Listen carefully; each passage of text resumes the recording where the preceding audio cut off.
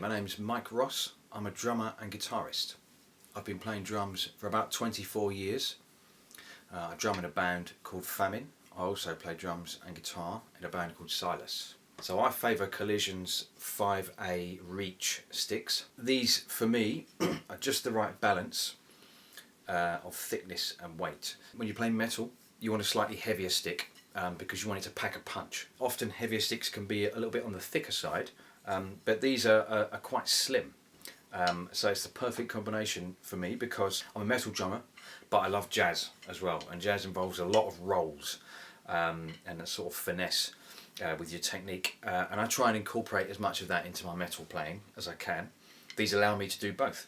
They're also slightly on the longer side, hence the reach in the name, and does what it says on the tin. It allows you to reach more easily around the drum kit.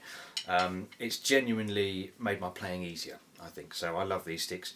Collision are an independent UK based company, and I live in the UK, so you know, it makes perfect sense for me.